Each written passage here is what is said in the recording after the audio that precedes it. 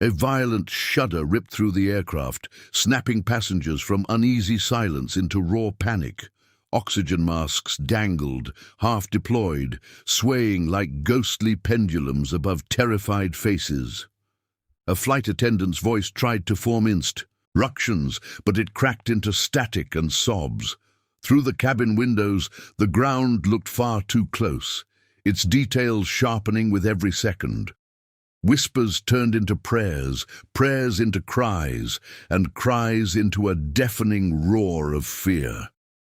Somewhere in the chaos, a mother clutched her child, a man frantically tapped his phone with no signal, and others simply froze, paralyzed by the terrible certainty that time was running out. Near the back, a woman who had spent most of the flight unnoticed slowly lifted her head. She had been staring at her folded hands, trying to ignore the growing unease long before the announcement failed to come. Unlike the others, her fear carried a strange familiarity, like a nightmare she had rehearsed too many times. When the trembling worsened and the plane dipped again, something inside her shifted. She unbuckled her seatbelt with deliberate calm, though her fingers trembled. The movement caught the attention of a nearby passenger who stared at her as if she were either foolish or brave beyond reason. She stepped into the aisle, steadying herself against the jolting cabin. A flight attendant rushed past, eyes wide and unfocused, murmuring that the cockpit wasn't responding. The woman caught her arm gently but firmly and asked the question no one else dared to voice. When the attendant confirmed both pilots were unconscious and the door wouldn't open from outside, a hush seemed to fall around them despite the chaos. For a heartbeat, the woman closed her eyes, as if listening to a destiny. The echo of another life. Then she spoke quietly, saying she had trained to fly years ago, though she never completed her certification. Doubt spread instantly, visible in every face turned toward her. Some looked hopeful, others suspicious, as if the claim itself were another sign of desperation.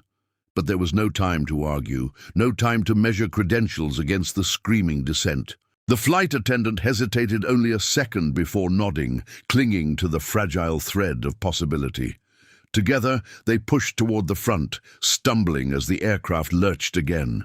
Overhead bins popped open, spilling bags into the aisle like obstacles in a nightmare. Still, the woman moved forward, her breathing shallow, but her gaze fixed ahead. Reaching the cockpit door felt like crossing an ocean in a storm. The attendant entered an emergency code with shaking hands, and for a moment, nothing happened. Then a heavy click broke through the alarms, and the door creaked inward. The cockpit smelled of overheated electronics and stale air, a sharp contrast to the cold terror flooding the cabin. Both pilots sat motionless, their headsets crooked, their bodies unnaturally still. Warning lights painted the controls in pulsing red, each flash counting down a fate no one wanted to name. The woman slid into the captain's seat, her heart hammering so loudly she could barely hear the alarms.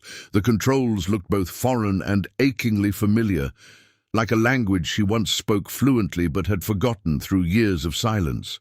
Her hands hovered above the instruments, afraid to touch, afraid not to.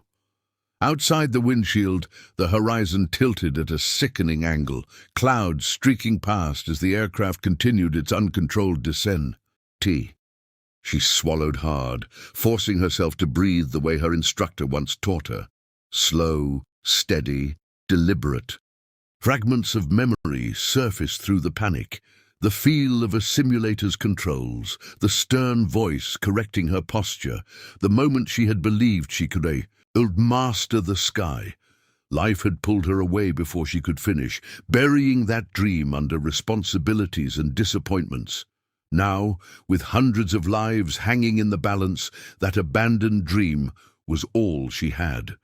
Her trembling fingers finally closed around the yoke, and the contact sent a jolt of clarity through her fear. Plane responded slightly, a subtle resistance that told her it was still listening.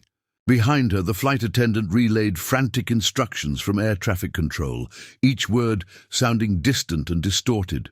The woman focused on the simple: Sent task first, leveling the wings, slowing the descent, fighting the urge to panic when the alarms grew louder instead of softer. Sweat blurred her vision, but she blinked it away, refusing to lose focus. Every movement felt both too small and too enormous, as if the aircraft balanced on the edge of her courage alone. Seconds stretched into something unreal, a suspended moment between disaster and hope. The ground no longer rushed upward quite as violently, though it was still far too close for comfort. She adjusted the controls again, whispering to herself, not prayers exactly, but promises to keep trying. Fear still clawed at her chest, but beneath it a fierce determination took root. She had stepped forward when no one else could, and now there was no turning back. In the cabin, the noise softened into a fragile silence as passengers sensed the change. No one dared celebrate, no one dared believe yet. But the chaos had shifted into watchful anticipation. Up front, the woman kept her eyes locked on the horizon, chasing stability one breath at a time. She was no longer the unnoticed passenger from the back of the plane. In that moment, she was the only barrier between catastrophe and survival, holding steady against the storm with everything she had left. Her breathing came in uneven waves as she forced herself to focus on the instruments glowing before her. Each dial and screen felt like a test of memories she feared had faded beyond reach. The voice from air traffic control crackled through the headset, calm but urgent, guiding her step by step as if speaking to someone balanced on the edge of a cliff. She repeated the instructions under her breath, afraid that if she didn't, they would vanish into the chaos pounding inside her mind. Slowly, carefully, she adjusted the controls, feeling the aircraft respond like a wild creature beginning to trust unsteady hands. The violent descent softened into a controlled fall, though danger still pressed in from every side. Wind howled against the fuselage, a constant reminder of how fragile their situation remained. Her arms ached from the tension of holding the yoke steady, but she did not loosen her grip. Somewhere behind her, she could hear quiet sobbing and whispered prayers carried forward from the cabin. Those sounds grounded her, turning abstract responsibility into something painfully real. These were not faceless passengers. They were lives, families, stories waiting to continue if she could just hold on long enough. Air traffic control guided her toward the nearest runway, their voices layering over one another in careful coordination. He struggled to keep up with the flood of information, prioritizing the most urgent commands. Lower the nose slightly, reduce speed, prepare for landing configuration. Each step felt impossibly complex, yet her hands moved with growing confidence. It was as if the training she thought she had lost had only been sleeping, waiting for a moment when it would matter more than fear. She swallowed the rising panic and focused on the thin line of runway lights, appearing faintly in the distance.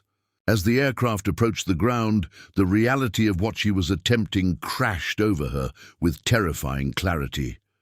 Landing was the most unforgiving part, the moment where even small mistakes could become catastrophic. Her heart pounded so hard she worried it might drown out the instructions still come. Through the headset, the runway rushed toward them, expanding from a narrow strip into an unavoidable destination. She adjusted the descent, trying to recall the exact timing, the delicate balance between speed and lift, between courage and caution. A sudden crosswind jolted the plane sideways, sending a spike of fear through her chest.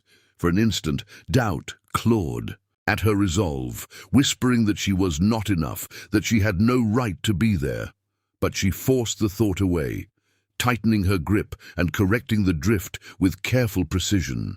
The aircraft shuddered in protest before stabilizing again. Sweat slipped into her eyes, blurring the runway lights into streaks of gold, but she blinked rapidly and kept going. There was no space left for hesitation, only action and the fragile hope that it... "Almost there," a voice said in her ear, though she could not tell if it came from the headset or from somewhere inside herself. The ground filled the windshield ding. would be enough. Oh, details sharpening into undeniable reality. She eased back on the controls, just as she remembered being taught, coaxing the aircraft into a gentler angle.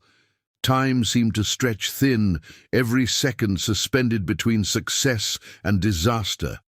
Then came the impact, a brutal jolt as the wheels slammed onto the runway, bouncing once, twice before settling into a roaring sprint along the asphalt. The force threw her forward against the harness, but she barely noticed. Her entire being focused on keeping the aircraft straight, applying brakes as instructed, fighting the instinct to release control too soon. Smoke curled past the windows from the tires, and the cabin behind her erupted into a mixture of screams and shouts. As the speed bled away slowly, agonizingly, until at last the plane shuddered to a full stop. For a moment, there was nothing but silence, a stunned pause where no one seemed to breathe. Then the realization spread like sunrise. They were alive. The cabin exploded into sobs, laughter, and thunderous applause that rolled forward like a wave. Passengers clung to one another, strangers united by survival, disbelief shining through. Tears. The woman remained frozen in her seat, hands still gripping the controls, as if letting go might undo everything. Her vision blurred, and only then did she realize she was crying too, the tears slipping free after being held back by sheer determination. The flight attendant placed a trembling hand on her shoulder. Wispy, airing words of gratitude she could barely process. She turned slowly, seeing faces filled not with doubt now, but with awe and overwhelming relief. People who had moments ago been strangers looked at her as if she had given them back their futures. The weight of what had happened settled over her, heavy and surreal. She had it forward because there was no one else, because doing nothing had been unthinkable, and somehow that had been enough to change everything. Outside, emergency vehicles surrounded the aircraft, their flashing lights painting the windows in pulses of red and blue. Yet inside, a quiet peace began to replace the chaos. The woman finally released the controls, her hands shaking from exhaust. Tired as the last of her strength faded, she was no hero in her own mind, only someone who had refused to surrender to fear. But to everyone else on that plane, she was the reason they would see their loved ones again, the unexpected guardian who had carried them safely back to the ground. As the cabin doors opened and fresh air rushed in, applause began again, softer this time but no less heartfelt. She stood unsteadily, overwhelmed by tea. He sounded unsure how to accept something she never sought. In the span of a few impossible minutes, she had gone from invisible passenger to the center of a miracle. And though her life beyond that moment remained uncertain, one truth settled firmly in her heart. When everything was on the line, she had discovered a courage she never knew she still possessed, and it had saved them all.